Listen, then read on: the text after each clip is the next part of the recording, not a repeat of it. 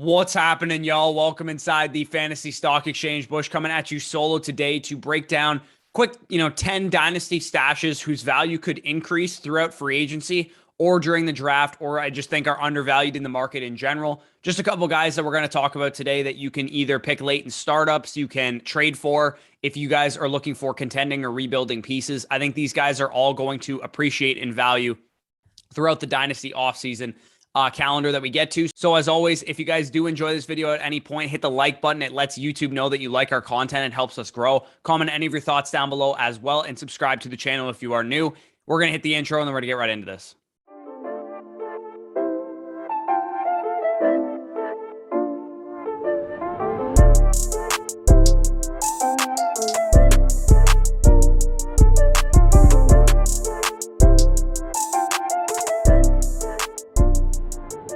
Okay, so before we get into the dynasty stashes that we're going to talk about today, I want to encourage you guys to check out the Patreon if you want access to our full dynasty rankings that will officially launch later today, and tomorrow will all be, up there. I'll drop a video tomorrow going over everything, explaining everything that's going to be in the Patreon. It's a $10 tier. It'll get you access to our dynasty rankings.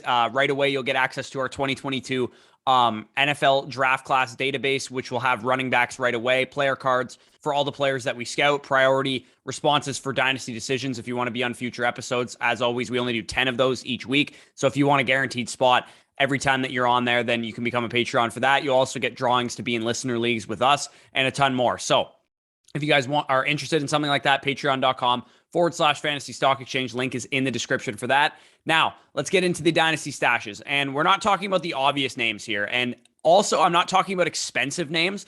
I decided to talk about guys that are going outside the top 150 or so players in Superflex startup ADP. So I'm not talking about guys like Calvin Ridley and Michael Thomas and Michael Gallup, who are obviously, I think, good stashes in their own right, but they're going to cost you quite a bit to acquire them or to pick them in startups. So if you guys are doing any startups this offseason, these are some guys that I'm talking about that you can get later in drafts, and you could probably end up with 6 or 7 of these guys in a startup draft to round out your roster. So let's get into the first name. And this one's a little bit more obvious, I would say, than some of the other guys that I'm going to talk about. But Josh Palmer, wide receiver from the Los Angeles Chargers, was a 2021 third-round pick by the Chargers. Again, he is kind of an obvious name for those of you guys that are plugged in, but still a great stash nonetheless. Josh Palmer was buried on the depth chart this season by Mike Williams, by Keenan Allen, by Jalen Guyton as well. But whenever he got opportunities, he was able to produce. He had 7 targets, including 3 red zone targets, 5 catches for 66 yards, and a touchdown the first game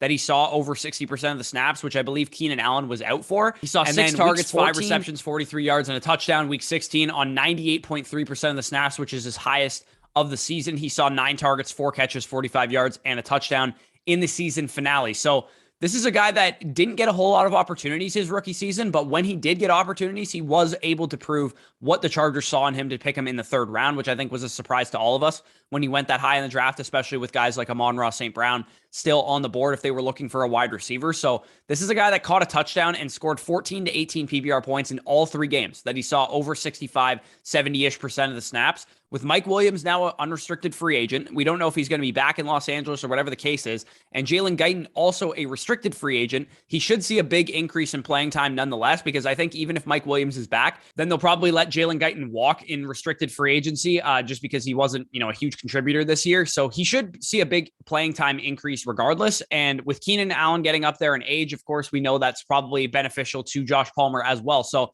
this is a guy that I think you can, acquire for an early 3rd round pick. I think is probably the most I'm willing to pay for him. But especially in startups, when you're in the 15th, 16th, 17th round, if you've built more of a 2023 type of team that you're going to be trying to compete with at that point, then maybe you want to take a guy like Josh Palmer over some of the veteran wide receivers going around that range. So number 2 on this list is Cole Kmet, tight end for the Chicago Bears. If you guys were following the channel in the summer, then you probably know that I was big on Cole Kmet this year. But much like Allen Robinson and pretty much everybody else on the Bears, Kmet was kind of a victim of circumstance.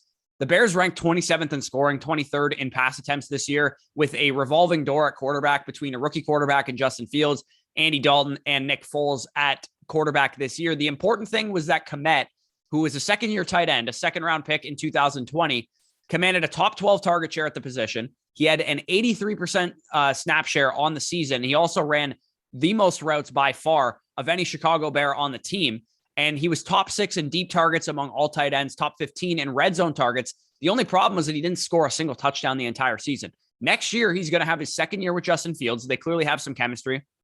Allen Robinson could be gone, who is probably gone, to be honest. No first rounder to replace Allen Robinson because they traded it away to trade up for Justin Fields.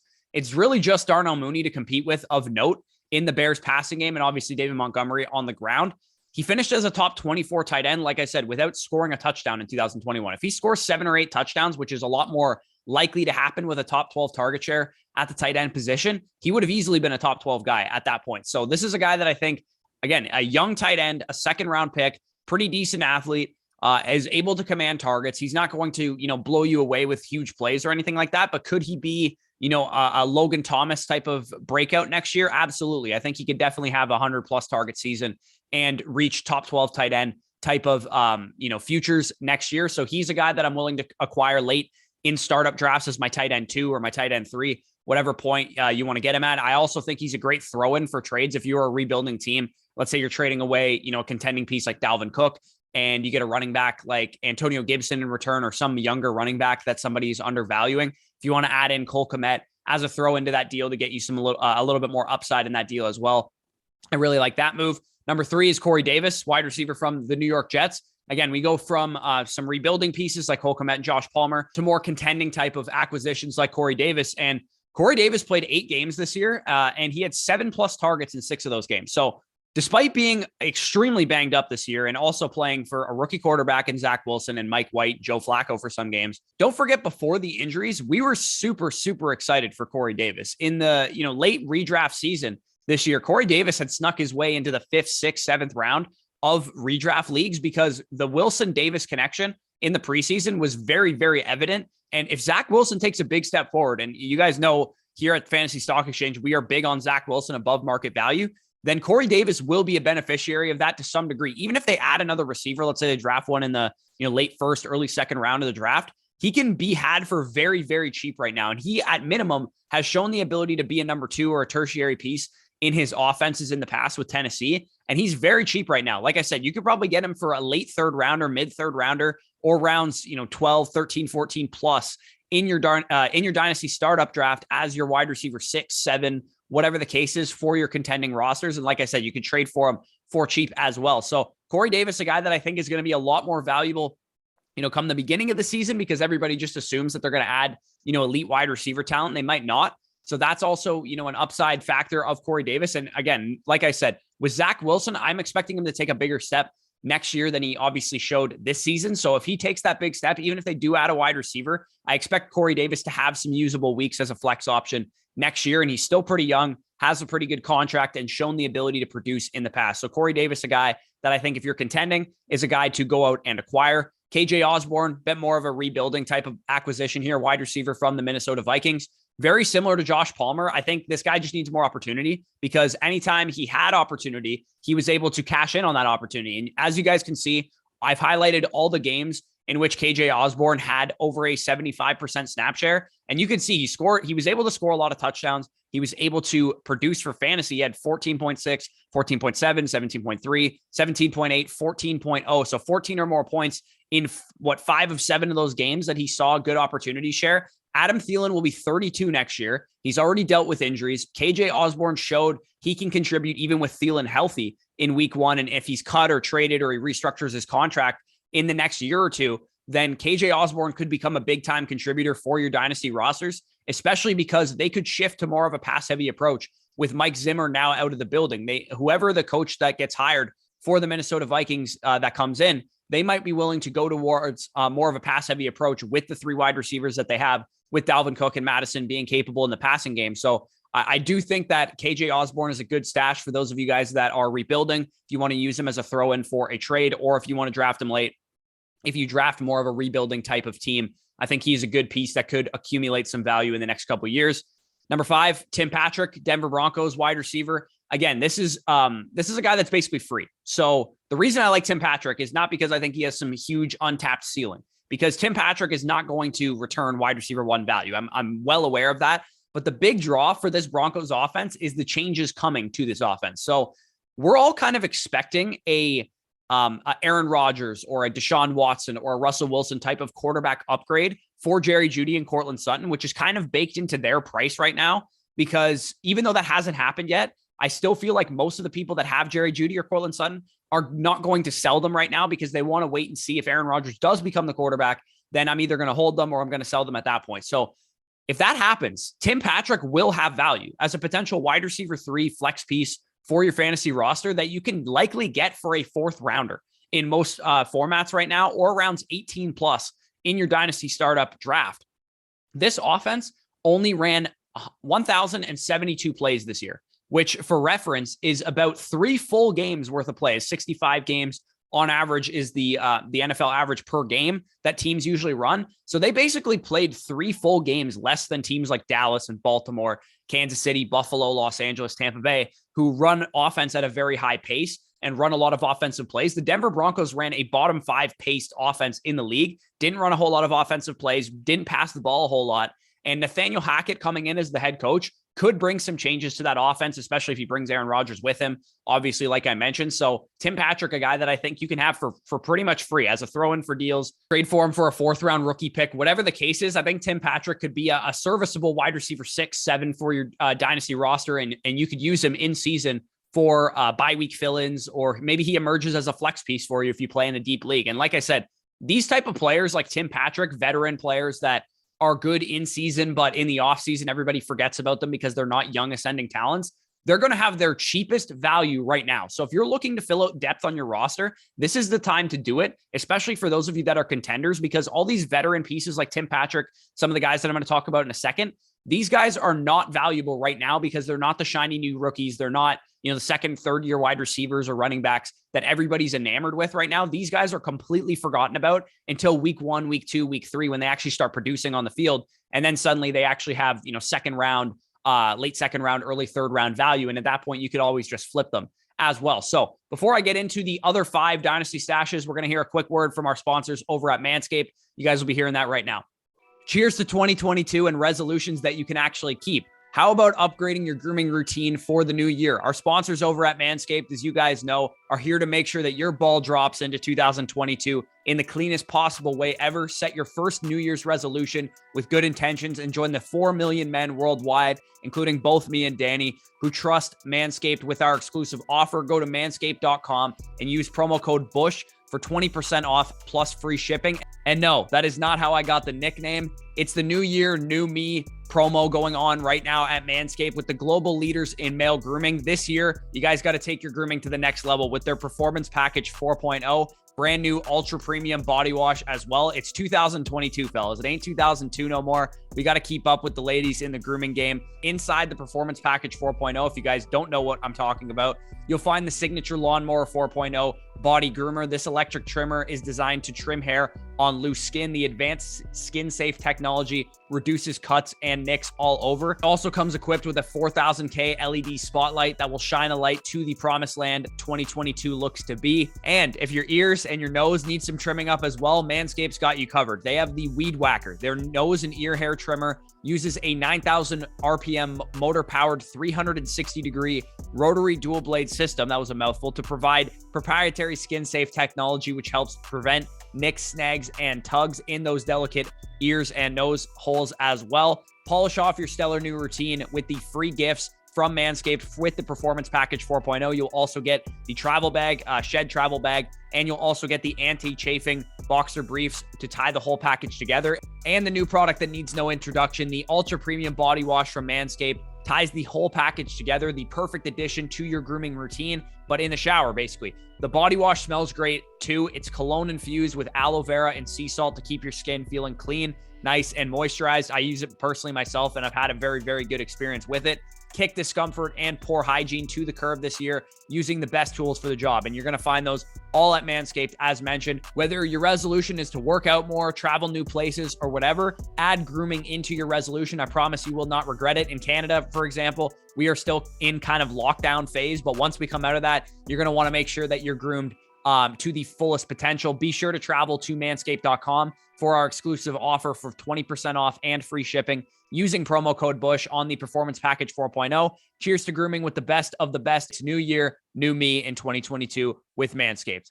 All right. So number 6, Sterling Shepard, wide receiver from the New York Giants. He fits a very similar theme to Tim Patrick. You'll probably notice a theme to these wide receiver stashes. As I mentioned, a lot of these guys, cheap wide receiver 3 types. And it's because really everybody with wide receiver 1 or 2 upside cannot be had for cheap in Dynasty. Dynasty players have gotten pretty smart at identifying who are breakout candidates and stuff like that. And it's usually young wide receivers. So anybody that's, has wide receiver 1 or 2 upside just cannot be had for this cheap of a price.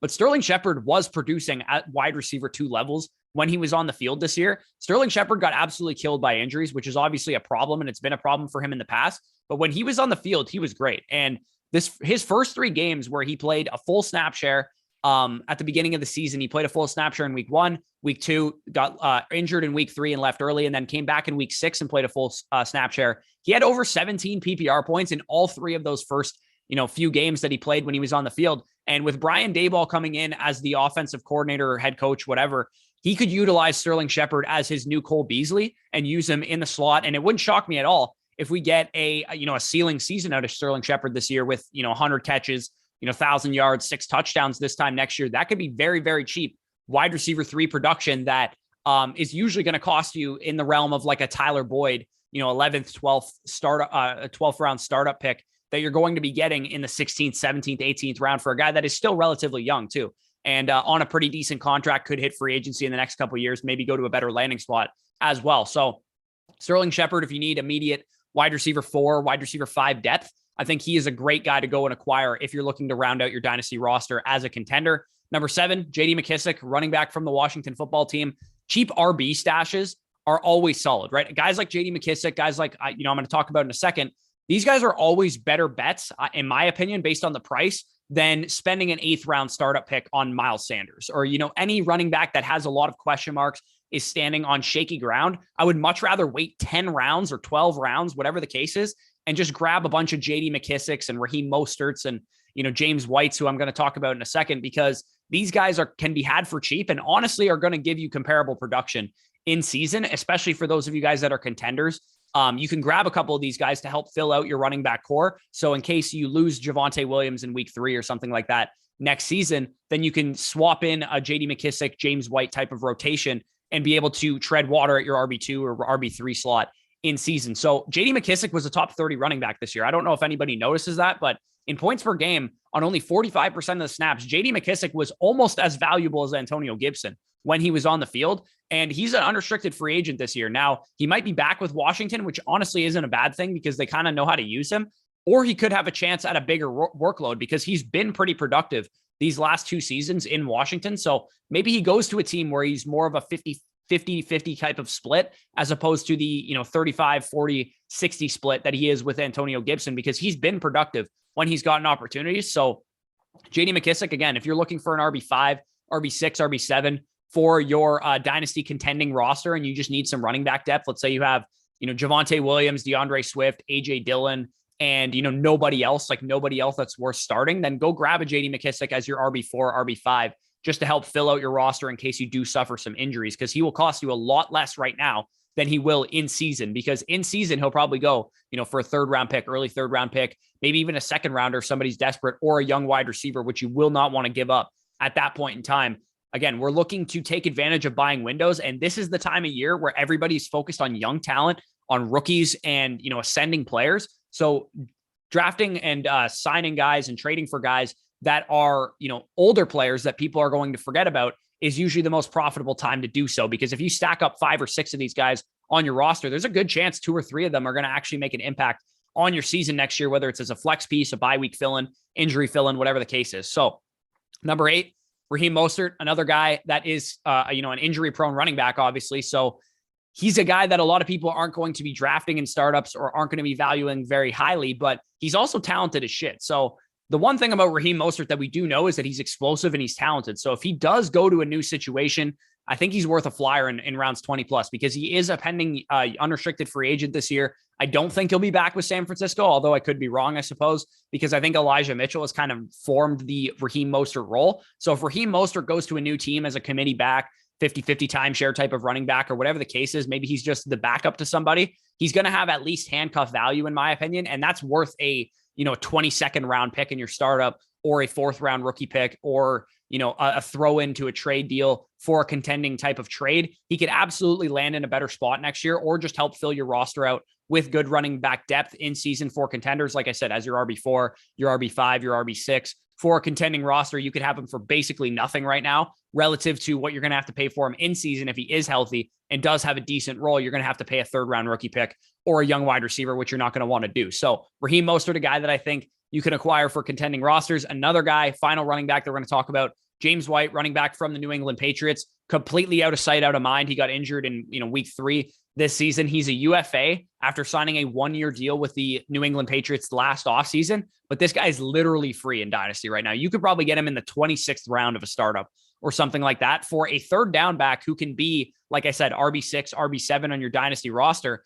If he signs another 1-year deal with the Patriots, or if he signs a 1-year deal elsewhere and he's a team's 3rd down back, he could definitely be a top 30 running back again in PPR leagues, as he's been most of his career. And Mac Jones obviously trusts him. If he is back with the Patriots, he had 13 targets in the first 2 games that he played, where he was on the field the whole time. He left in the first quarter of the 3rd game. So James White, if he's back in New England, he's just going to sub out for Brandon Bolden and provide a much more stable role in that backfield. And again, we don't really know what's going to happen with that backfield, whether it's going to be Stevenson going forward or Damian Harris, or, Brandon Bolden's going to be involved. We don't really know. But if James White's back, I'm expecting him to assume his 3rd down back role. And if he signs elsewhere, like I said, should have value as well. A guy that is literally free for contenders. If you guys are looking just for a guy, he might even be on your waiver wire right now for all I know. So number 10, final guy that we're going to talk about. This is for rebuilding teams. If you guys are looking for a tight end stash at the end of your bench, Hunter Long, tight end for the Miami Dolphins.